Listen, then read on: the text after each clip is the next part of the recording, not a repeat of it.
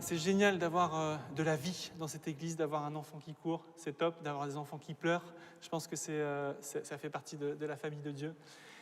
Ça fait partie aussi, un dimanche comme celui-ci, des dimanches difficiles pour les prédicateurs, que Andy ou moi ou d'autres sont régulièrement, parce que les choses changent, les choses évoluent. Il y a eu beaucoup d'événements cette semaine, comme vous le savez, des événements très tristes, évidemment en France, dramatiques, des confinements, des reconfinements, et donc du coup, on est dans une série de prédications sur cette lettre aux Éphésiens, pour ceux qui nous rejoignent pour la première fois, et du coup, c'est vrai qu'on doit écouter le Seigneur, qu'est-ce qu'il veut nous dire.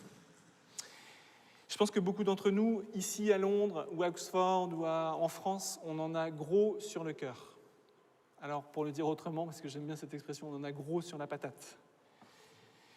C'est-à-dire que nous sommes malheureux, nous pouvons peut-être être tristes, en colère, nous nous sentons certainement désemparés. Il y a eu ces événements très durs liés au terrorisme ces dernières semaines. Et évidemment la crise sanitaire avec le reconfinement ici en Angleterre qui démarrera aussi cette semaine à venir. Et donc 2020 est une année où on a envie vraiment peut-être de passer à autre chose, d'oublier.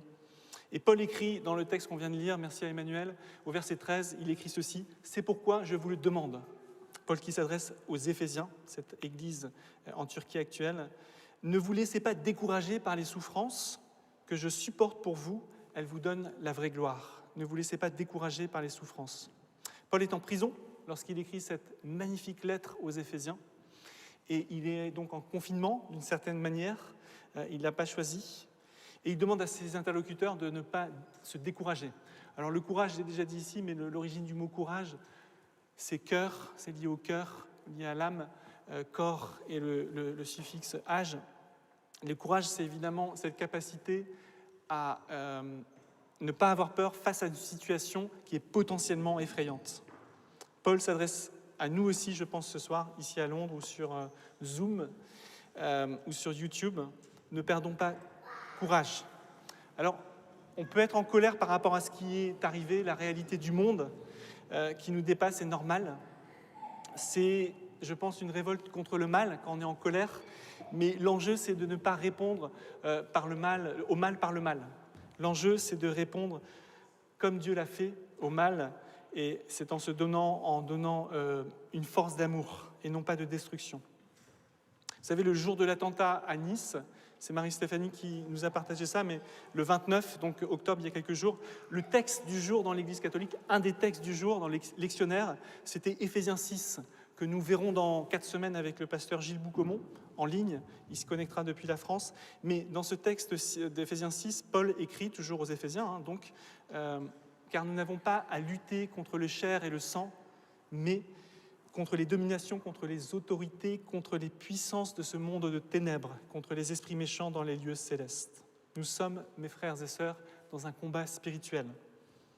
Et quand je dis nous, c'est nous l'Église. Nous, l'Église des frères et sœurs de Jésus-Christ. Et donc, le thème d'aujourd'hui, on est au milieu de cette série, on est au chapitre 3 d'Éphésiens. On a déjà vu chapitre 1 et chapitre 2, on va jusqu'au chapitre 6, donc je le disais à l'instant. Et ces 4 dernières semaines, on a regardé l'abondance des dons que Dieu nous fait. Et ce soir, on va plonger dans l'amour démesuré, l'amour immense, l'amour insondable de Dieu, comme arme, donc, pour résister au mal et comme boussole dans ce temps de reconfinement, comme Paul dans sa prison. Alors, Paul, il a listé, et je vais aller très vite là-dessus, mais il a listé plein de choses dans ces 2 premiers chapitres, les manifestations de l'amour de Dieu, les preuves de l'amour de Dieu. Et il le dit à nous tous qui sommes saints, nous, c'est la Toussaint aujourd'hui, donc à tous ceux qui font partie du peuple de Dieu. Il dit que nous sommes bénis de toute bénédiction spirituelle. Il dit qu'il nous a choisis avant la fondation du monde, la création du monde. Nous ne sommes pas le fruit du hasard. Il nous a adoptés, nous sommes enfants de Dieu, nous appartenons à la famille de Dieu. Il nous a rachetés, la rédemption, de l'esclavage du péché. Il nous a pardonnés en Jésus. Il a révélé et fait connaître le mystère de sa volonté. Alors, vous vous rendez compte, Dieu, qui a créé toute chose, l'univers entier, on connaît son projet, on connaît son plan pour nous et pour l'univers. Le mystère dans la tradition chrétienne, dans la Bible, ce n'est pas quelque chose qui est secret. Le mystère, c'est au contraire quelque chose qui est révélé, c'est un secret qui est révélé. Et le mystère que Dieu a révélé en Jésus et par Jésus, c'est la bonne nouvelle qu'il partage. Et on la connaît, même les anges ont voulu la connaître. Il continue, il nous a marqué du sceau de l'Esprit Saint. Ça, c'est toujours dans le chapitre 1, le sceau de l'Esprit Saint. Alors, Andy a mentionné ça ce matin. Si vous voulez être encouragé, entendre une prédication en anglais, n'hésitez pas à aller sur le site de Saint-Barnabas et écouter la prédication d'Andy ce matin, qui était fort puissante. Mais là, Paul écrit justement dans cette lettre aux Éphésiens que Dieu nous a marqués de son sceau. Et ça, c'est juste pour le chapitre 1. Il y a tellement de bonnes choses. La foi chrétienne, vous savez, mes frères et mes sœurs, c'est de la bombe. Ça, vous ne trouverez pas ça ailleurs. Alors, ce n'est pas du marketing, mais c'est une réalité qui est incroyable. Il nous a rendus vivants. Nous sommes déjà vivants. Nous sommes assis avec Christ, à l'heure actuelle, dans les lieux célestes, avec des trônes, sur des trônes plutôt. Il nous a montré sa tendresse, sa bonté, sa miséricorde. Il nous a sauvés, non pas parce que nous avons fait, c'est par la grâce qu'il nous a sauvés, mais parce que Jésus a fait à la croix. Au moyen de la foi, nous sommes sauvés. Il nous a donné une vocation, une mission, un travail à réaliser, un service à accomplir. Éphésiens 2:10, des bonnes œuvres pour nous qu'il a préparées d'avance pour accomplir. Il est devenu proche, nous sommes devenus proches, nous qui étions loin. Il a fait de nous un seul peuple avec les juifs et les non-juifs, détruisant le mur de séparation. On vient de lire dans le texte d'Emmanuel, Emmanuel l'a lu, peut-être vous n'avez pas vu, mais regardez plus tard, verset 6. On partage avec les juifs le même corps, la même promesse et le même peuple. Il nous a donné accès au Père par Jésus dans un même esprit. Et ça continue vague après vague, après vague, après vague. Et Paul n'a de cesse que de montrer toutes les choses qu'on a. Et c'est la nature de notre Dieu. Dieu est bon. Dieu est amour. Alors la question ce soir que je voulais adresser, c'est « Ok, Dieu est bon, Dieu est amour, mais alors pourquoi tout ce qui se passe ?» Quelles sont aussi cette tension, quelle est cette tension entre la souffrance, le mal et cet amour de Dieu dont Paul parle et dont on va regarder un petit peu plus précisément cette prière qu'il fait aux Éphésiens, et c'est vraiment les quelques versets que je veux regarder. Il dit ceci, c'est pourquoi Paul parle pour les Éphésiens, « Je fléchis les genoux devant le Père », donc il prie, « de qui toute famille dans les cieux et sur la terre tient son nom, afin qu'il vous donne selon la richesse de sa gloire, d'être rendu fort et puissant par son esprit au profit de l'homme intérieur.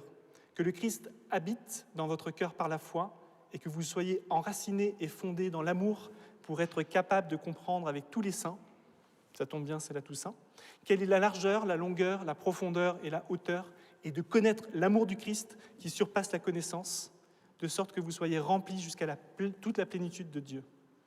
À celui qui peut, par la puissance qui est à l'œuvre en nous, l'Esprit Saint, faire infiniment au-delà de tout ce que nous demandons ou pensons, à lui la gloire dans l'Église et en Jésus-Christ, dans toutes les générations, à tout jamais. Amen.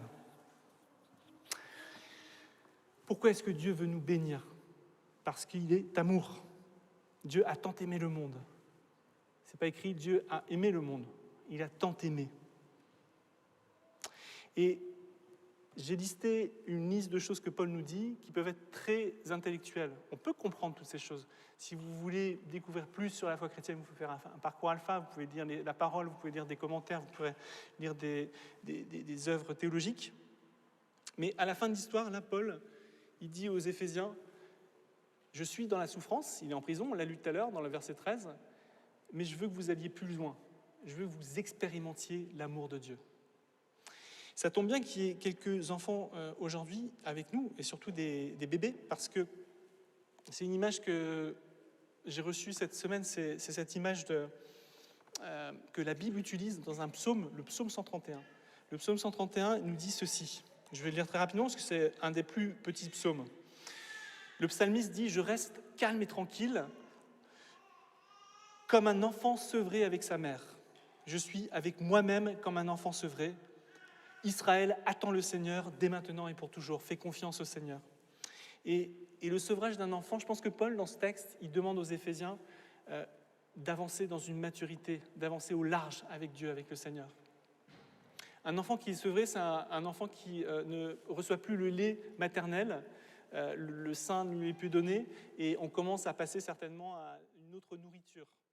Et donc le sevrage est ce moment difficile où l'enfant qui a connu l'amour, la seule façon dont il a connu l'amour, c'était d'être nourri, d'être dans les bras de sa mère, c'était puissant, une manifestation de l'amour de sa mère.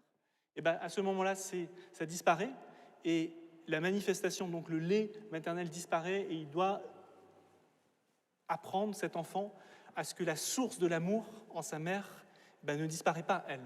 On espère que, effectivement, ce soit une famille qui ne soit pas trop dysfonctionnelle. Certains d'entre nous, peut-être, n'ont pas eu la chance d'avoir justement le sein maternel, mais en toute logique, c'est cette idée qu'à un moment, il faut quitter les bonnes bénédictions, les bonnes choses que Dieu donne. Des fois, elles nous sont retirées. Lors de ce confinement, on va avoir beaucoup de choses qui vont nous être retirées, encore une fois, et c'est des bonnes choses parfois. Les relations avec les autres, contribuer à la société de diverses manières, aider notre prochain.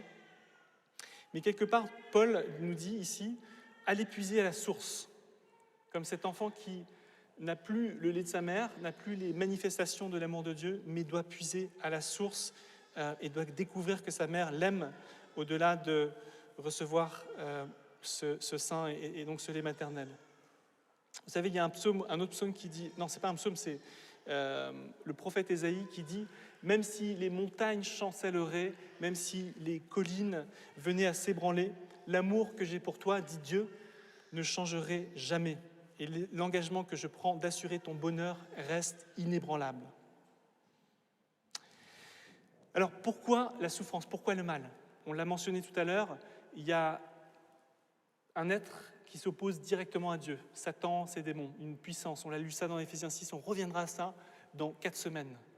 Pourquoi le mal? Parce que Dieu a créé un monde qui est bon, et Dieu étant amour, il n'a pas voulu que nous, êtres humains, nous soyons des robots. Il nous a laissé le libre arbitre. Et malheureusement, ce libre arbitre, on l'a mal utilisé à mauvais escient, on a été tenté par le mal. On retrouve ça dans le livre de la Genèse, comme certains connaissent ce passage-là, mais tout ça pour dire que la majorité du mal, de la souffrance qu'on a dans ce monde, est liée directement aux hommes. L'homme fait du mal à l'homme.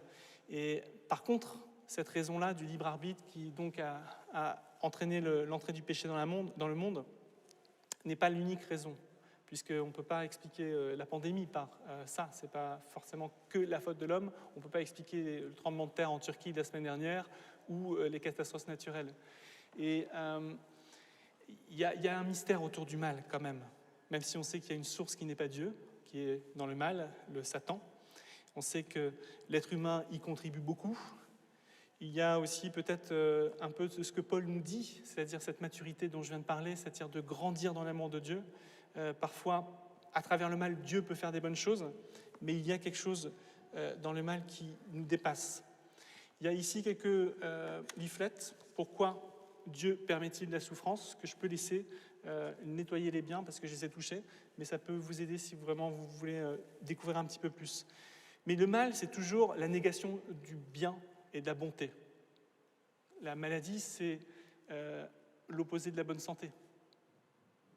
Quand je suis sous un arbre et que le soleil crée de l'ombre, l'ombre n'est pas quelque chose en tant que tel, c'est juste la lumière qui était cachée par l'arbre. Il y a quelque chose qui, dans le mal, est toujours destructeur, et c'est toujours quelque chose qui n'existe pas réellement, même si évidemment nous, on en ressent la souffrance et la peine. Dieu nous aime et il veut qu'on expérimente cet amour. Alors la question, c'est comment expérimenter cet amour? Paul demande à Dieu que les Éphésiens reçoivent et découvrent plus de l'amour de Dieu, démesuré, sa hauteur, sa longueur, sa largeur et sa profondeur. Alors comment connaître cet amour? Et c'est mon dernier point. Comme je l'ai dit, on va avoir beaucoup de choses qui vont nous être retirées, beaucoup de manifestations de l'amour de Dieu, de bonté. Voilà, on sait qu'on va avoir beaucoup de choses qui vont nous manquer. Et objectivement, on peut comment découvrir l'amour de Dieu. Objectivement, on peut regarder dans l'histoire de l'humanité, on peut regarder à la croix de Jésus. Dieu est mort en Jésus pour prendre nos péchés. Dieu est venu, il s'est révélé, il a pris notre place pour que nous prenions sa place. Et c'est un amour objectif, mais assez intellectuel. Comme je disais tout à l'heure, j'ai listé une liste de choses, vous pouvez relire la lettre aux Éphésiens, mais comment est-ce qu'à un moment on peut expérimenter cet amour? Beaucoup de personnes à travers les siècles ont expérimenté, beaucoup de personnes dans cette salle ont expérimenté l'amour de Dieu. Ils ont reçu l'Esprit Saint, ils ont expérimenté. Et ça, c'est ma prière, et c'est la prière de Paul, encore une fois, que l'on découvre l'amour de Dieu profondément dans notre cœur, dans notre âme. On en aura besoin, peut-être encore pour celles et ceux qui en ont le plus besoin pendant ce confinement, avec toutes ces souffrances que ça peut faire. On en a besoin pour faire sens de ce qui se passe de dramatique à travers le monde. Mais comme à la Pentecôte, on a besoin d'être intoxiqué, d'être, excusez-moi l'expression, mais enivré de l'Esprit Saint. C'est cette idée que l'Esprit Saint, quand il vient en nous, quand il déborde, on peut ressentir et on peut vivre l'amour de Dieu. On peut rester chrétien et jamais développer cette profondeur de l'amour de Dieu, rester au niveau intellectuel, presque. C'est pas mal en soi, hein, c'est quelque chose d'assez objectif, mais il y a des moments où on a besoin de puiser dans quelque chose de plus subjectif et de ressentir l'amour de Dieu par l'Esprit Saint. C'est la prière de Paul et c'est notre prière pour ce soir, sachant que le confinement commence, qu'on n'aura plus l'occasion de se réunir ensemble ici en présentiel, mais qu'on peut effectivement en ligne continuer à se retrouver et ensemble continuer à créer ces liens les uns pour les autres et prier les uns pour les autres pour recevoir de plus en plus cet amour. Écoutons les paroles de Paul encore. Je vais commencer au verset 13. « Je vous demande donc de ne pas perdre courage à cause des détresses que j'endure. C'est pourquoi je fléchis les genoux devant le Père, afin qu'il vous donne, selon la richesse de sa gloire, d'être rendu fort et puissant par son esprit, au profit de l'homme intérieur. Que le Christ habite dans votre cœur par la foi, et que vous soyez enracinés et fondés dans l'amour pour être capables de comprendre avec tous les saints quelle est la largeur, la longueur, la profondeur, la hauteur, et de connaître l'amour du Christ, qui surpasse la connaissance, l'intellect, de sorte que vous soyez remplis jusqu'à toute la plénitude de Dieu. À celui qui, par la puissance qui est à l'œuvre en nous, l'Esprit Saint, fait infiniment au-delà de tout ce que nous demandons ou pensons. À lui la gloire dans l'Église et en Christ Jésus, dans toutes les générations, à tout jamais. Amen.